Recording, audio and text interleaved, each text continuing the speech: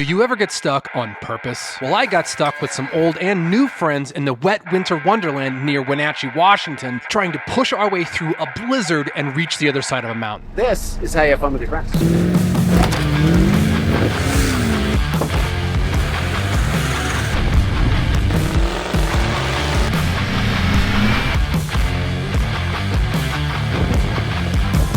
With these guys, there's always a way to try and get stuck, but never a dull moment doing it. Almost died. Dangerous mission. Dangerous mission.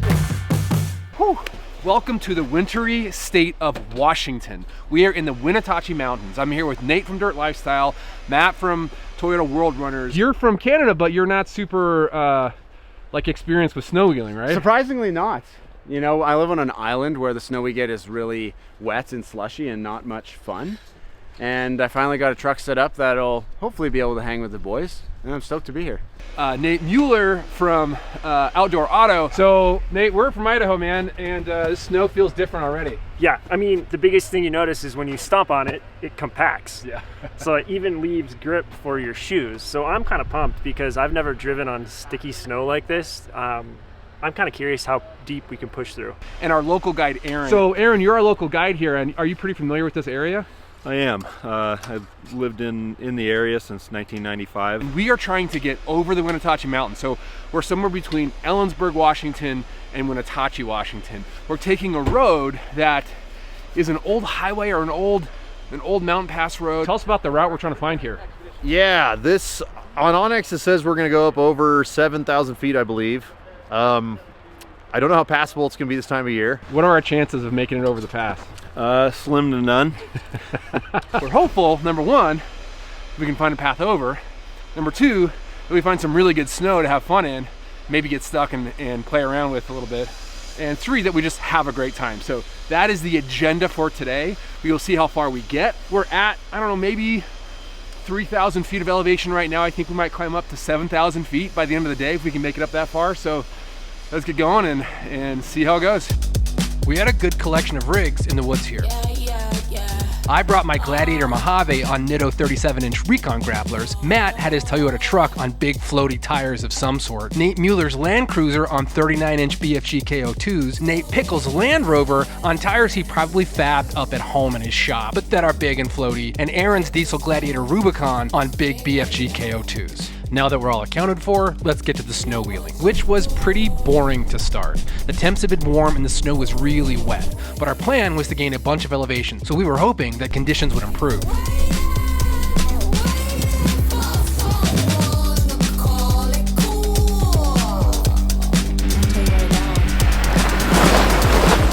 Just a few minutes in and it's a ton of fun. The snow is really wet. It's been raining, it's 37 degrees.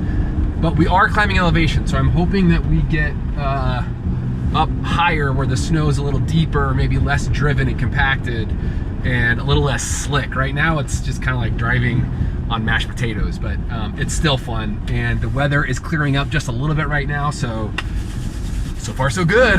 But poor conditions didn't stop us from having a little fun on our way up the mountain. We have an excellent amount of dumbassery happening up here, and it's really fun to watch.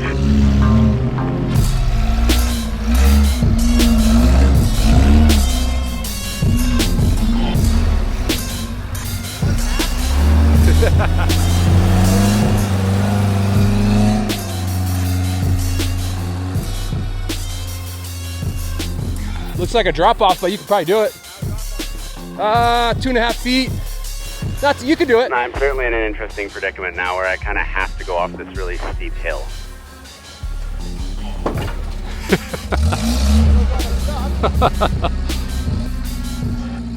So we're having a ton of fun. Matt's clearly having a ton of fun driving in the snow. I'm bringing up the rear, so I'm a little more cautious because, like, if I get stuck, I gotta call one of the guys back to get me out. But I'm still gonna let it rip a little bit. We'll see. Speaking of letting it rip, Nate Pickle found some open snow to show off in. And boy, did he ever.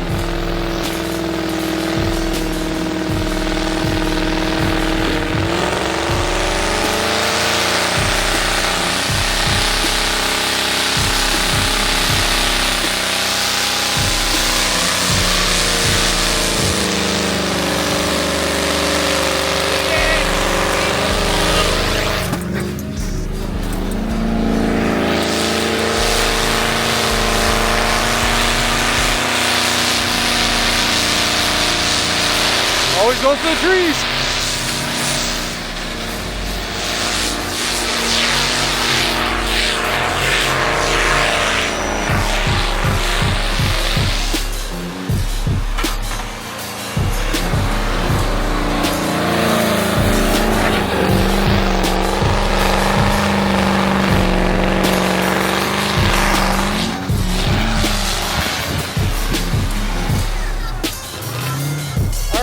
That was about a quarter tank. Aaron also found some freshies for his diesel Gladiator, so it felt like it was my turn, which went really well until it didn't.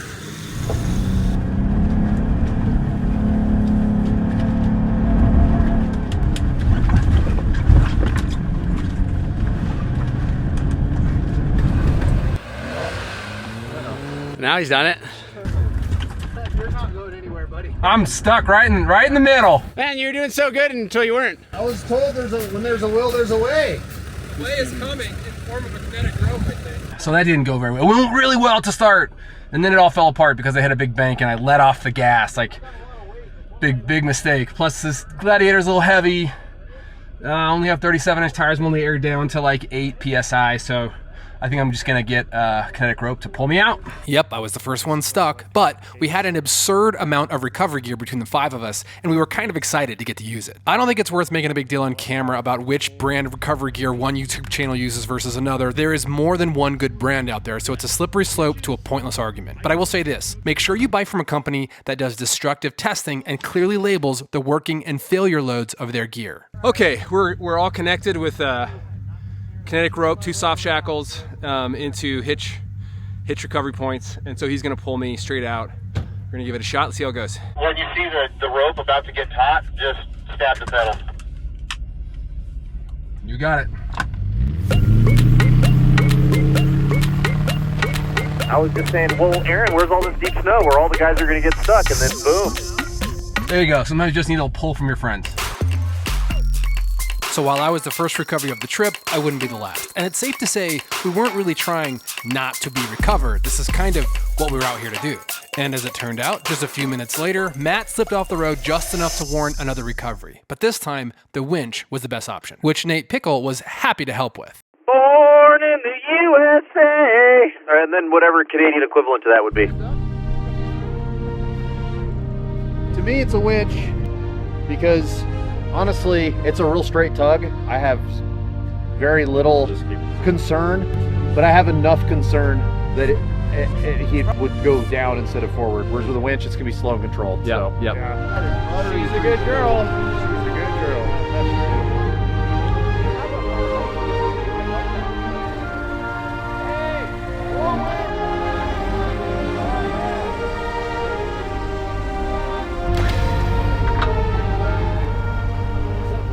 All right, we've had one pull, one winch, a lot of fun so far. It's getting dark, even though it's only like 2 o'clock. We're in the storm right now. The snow still is really wet, which is not great for this Gladiator and my setup. The tires I have are good in the powder. They're not great in the wet stuff, and so I'm being a little extra careful right now. But we're gonna keep climbing. Hopefully the snow will get a little drier, a little colder.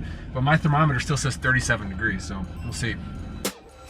Well, it looks like we're driving through another winter storm warning. It's not even 2 o'clock, and it looks like it's 4:30 or 5. It's just starting to get dark as this storm's rolling in. What elevation are we at right now? We're at 5,000, so we've still got 1,700 foot climb. As things got darker and snowier, we stopped screwing around so much and started taking the trail more serious. I was in back, which was both good and bad. I wasn't breaking trail, but sometimes the ruts I was following were slick and would push me towards the edge of the road. Our biggest problems came when we'd hit a treeless slope because there were snowdrifts covering the road. The lockers are helping me plow. Usually I try to go no lockers, but they're helping a lot. But the problem is when you get off camber with lockers, it wants to go that way. Oh yeah. So I turn the lockers off. We'll see if I can work my way through it.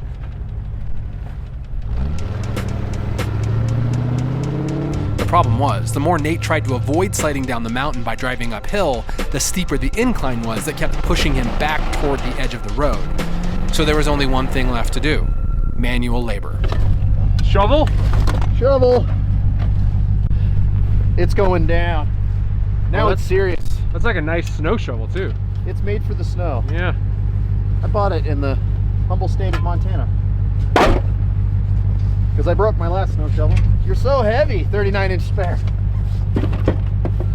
I'm gonna try to build a bank right here in order to continue this track right through there. With the pathway shoveled out, Nate gave it one more try.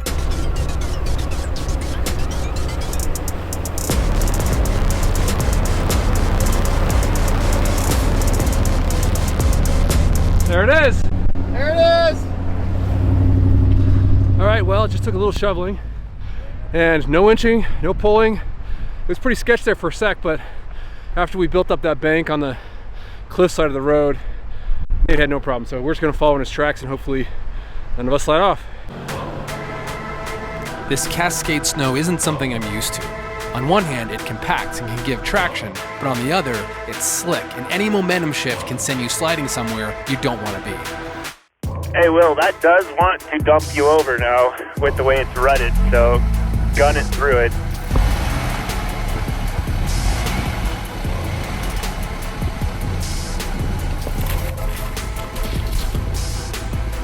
Now it's starting to feel a little bit more like the clock and trip from last year, Aaron. The snow's starting to come in, snow's getting deeper. It's exciting. Yeah, this is way better.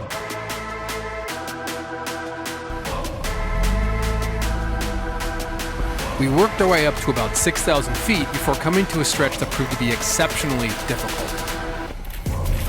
Especially considering the blizzard was now in full force with the wind blowing snow uphill. Looking like a PNW paradise up here. All right, we're getting into the drifts now.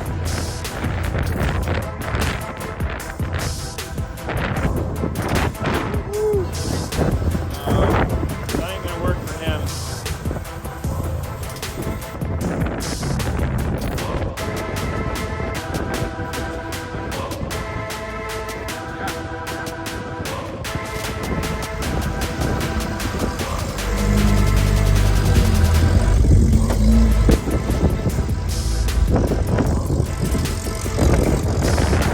Conditions kept getting worse, but no one really wanted to turn around. However, we started to lose light, and it became clear that the snowdrifts ahead were making the trail impassable. Weather sucks, it's dark now. We're trying to back up. It's getting cold and icy. I was stuck pretty bad a bit ago, so hopefully I can get down here without any big problem. Even though it might look miserable and we're backing down a dangerous ledge road in a blizzard, we were still having a great time. Guys, I can honestly say there's like nothing I'd rather be doing right now. That's what I'm talking about, dude. We're here to party. Luckily, we were able to back down the mountain with no real issues and found a campsite that was somewhat sheltered from the wind. Being from Idaho, I'm no stranger to cold, snowy nights, but that doesn't mean I don't like a warm, cozy tent. So I decided to take a sec and share what I keep in my tent during winter trips. So I wanted to take a second to show you my winter camping setup. So I'm using the Intrepid Geo 2.5 rooftop tent, and I love it. It's because there's so much space in here. So let me just show you a couple things I really like about this setup and how I kind of do winter in the tent. Okay, first there's this big picture window, and you can see like I just hang my coat up here. I've got the diesel heater running up here that's going to dry out my boots and my coat overnight. I've got clothes for tomorrow kind of ready to go here. And so there's lots of room back here. Let me show you the gear that I'm using to stay warm. Okay, so first is this Mammoth sleeping bag. This is a -18 Celsius. I think that is -1 degree Fahrenheit. So it's basically like a 0 degree bag. But the cool thing about it is that it's a mummy bag, so you can zip yourself up, but it has these spots on the side where you can actually get your arms out. So if you want her like looking at your phone, or I don't know, just needed your hands, you can use them, which is nice because sometimes in a mummy bag you feel like you're kind of you're in a straitjacket at times. So this one is super warm. I really like the material. I've been using it so far this winter and I have zero complaints about it. It's an upgrade from my last bag, so I like that. Then if it's really cold, we have this thing,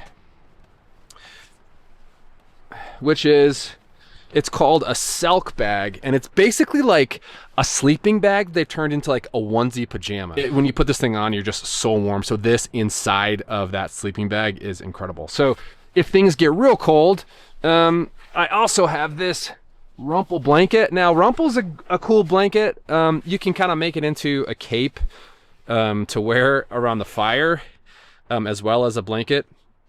I don't know that it's like any better than any other like, you know, puffer blanket in terms of keeping you warm. But it's just the one I have up here. You can kind of, when you pack it into this little bag, you can kind of use it as a pillow or as a backrest or something, which like I'll wake up in the morning and I'll work from the tent before everybody gets up. And sometimes I'll use this as like a little, you know, lumbar cushion. And then I've got these pillows, which are the best pillows. These are the Hest pillows. And they are like, I don't even know how to describe them, like memory foam. And two of these things, I mean, these are as nice or better than my pillows at home. So I sleep really well in here. Number one, because I'm warm. Number two, because I'm super comfortable on these pillows. So that is my setup. So this is the stuff I bring with me on every trip, whether or not I have a diesel heater. So diesel heaters are great, but they can be unreliable. And my opinion is, I'm from Idaho and we don't need diesel heaters to go camping. Like, you don't need it. What you need is a way to keep your own body heat in when it's really cold outside. So this gear does that for me regardless of the diesel heater.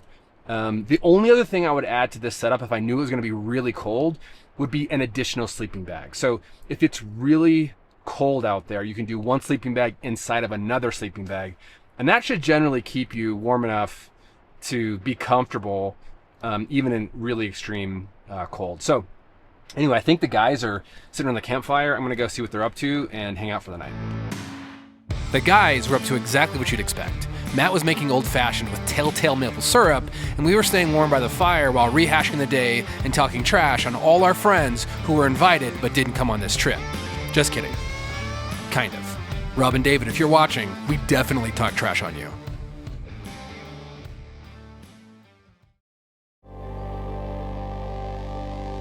At first glance, the next morning didn't look much better than the night before. It was cold and dreary and looked like more bad weather. But in the distance, I could see clearer skies, so I harbored a little hope for some views today. So far, Washington had been nothing but dark, windy, and wet. We'd been pummeled by wind and snow all night, which made everyone reluctant to leave their tents. But eventually, things started stirring around camp, and we made our way towards Nate's tent because we had decisions to make on what to do today. Whew, good morning. Boy, we had some serious wind last night. Just nonstop, just like these big gusts. Must have been 20 or 30 mile an hour gusts. It always seems like more in the tent, but the whole truck was shaking. I don't know what the plan is for today. Right now, we're just gonna go warm up in Nate's little heat tent thing. This little gazelle that he pops up and has a fire in the middle of. It's amazing how warm that thing is. You only need it to be like 50 degrees and it feels balmy. So I'm gonna go warm up with them, have some breakfast, and then figure out what we're gonna do today. I don't know if we're gonna try another way to get over the pass or if we're just gonna call it a day and just have some fun snow wheeling on the way out. Either way, sounds awesome to me, so let's go find out. After a quick discussion, we learned that Nate Pickle needed gas, so we decided to head down the mountain to fill up before trying to get over the mountain pass via a different road, one that hopefully wasn't too covered in snow drifts to be passable. All right, we just gassed up, got some lunch at the food mart. Whew, I tell you, hope that one doesn't come back to bite me later. And we're just lining up to go right back into the mountains. So plan is head up over a different pass that we think we can make today. Drive all day long, make it over the pass, end in Wenatchee, probably tonight, and then figure out what we're gonna do once we get to Wenatchee, if we're gonna camp there, if we're gonna call it a trip, we'll see. But I am excited to get back up there. It's 12:24, so we probably have 4 hours of daylight left, and we're gonna need every single one of them to get over that pass. So, back up we went until we hit snow, aired down, and kept climbing. Weather's turning out pretty good today. But I am so stoked to have a clear day so you can actually see all this stuff. It's really pretty out here. Finally, Washington was starting to show itself off. The reroute we were on was really easy driving, which just meant that we were making excellent time on our way to Wenatchee. Yeah, I would not call this hard wheeling at all.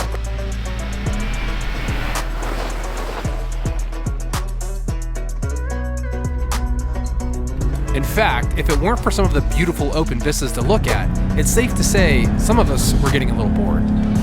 Can we all go drive in this big empty field to the right of me and, like, I don't know, high five or something?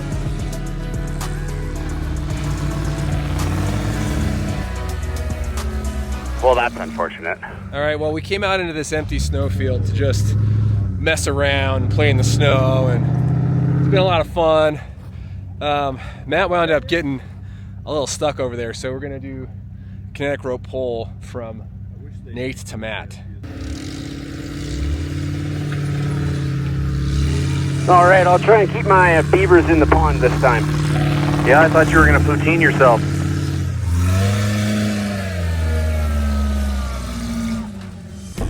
Not to be outdone by Matt, I also found a way to get stuck in this meadow. But hey, not getting stuck was not the goal of this trip. Well, I was messing around in the snow just like everybody else, and I got stuck just like everybody else. So Mueller Outdoor Auto is gonna give me a kinetic pull back, and then we're gonna go down the mountain.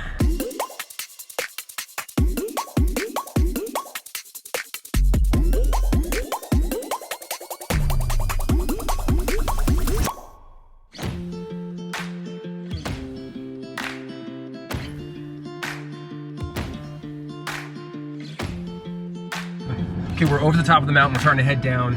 There is a stop or two that we're gonna make, some historical sites that Aaron and Nate thought would be cool to stop at. So I think there's one coming up here in just a second. So just down here at the bottom of the hill, there's a little monument you're probably going to want to grab a shot of real quick. This is the point of the halfway station that used to be here when this was kind of one of the passes that got you through this part of the country, used by immigrants and people who were moving out this way. Probably first developed by Native Americans, then used by fur trappers and traders a little bit later than that. And so there's not much left that we can see, at least in the snow, but this marker's here, which is really cool.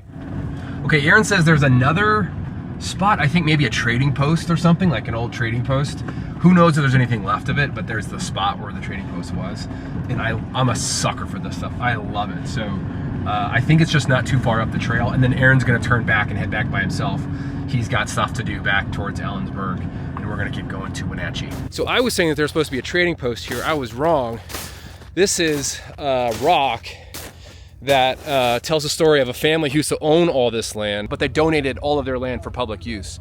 So the reason that we're on this beautiful mountaintop right now, looking down into Wenatchee and across the valley to the Columbia River, is because a family donated that to public land. So it's nice to hear stories of gaining public land, because all we've been hearing are stories of losing public land. So it's pretty cool that we could stop here and celebrate that. Up to this point, I'd had a really fun time with my friends in Washington. I enjoyed the snow, loved seeing everyone's rig, and had good people to keep me company. But Washington itself had been just okay. That is, until we started making the drop off the backside of the mountain. Well, dude, look at the Columbia River right there. What a view. Yeah, wow, this is sick. You guys, we could not have timed this better. I cannot imagine a more beautiful drop off the side of this range toward the Columbia River right now. It's just beautiful. I'll have a hard time ever forgetting how beautiful the view was on this part of the trail. Something uniquely Washington and 100% worth the trip. Well, we made it down the mountain to Wenatchee. We're just airing up outside of Wenatchee right now. And that drop off the mountain was so cool. Columbia River down there below, and just beautiful, beautiful light. I don't think I'll ever forget that. It was such a beautiful scene. I've had a blast here in Washington, but I can't wait to get back to Idaho. The next time you see me, I'll probably be exploring someplace in Idaho. So thank you, Washington. I had a blast. Back home now. If by some twist of fate you are not already subscribed to the other channels in this video, please go do that right now. They each make very different but very high quality content, and you won't regret it.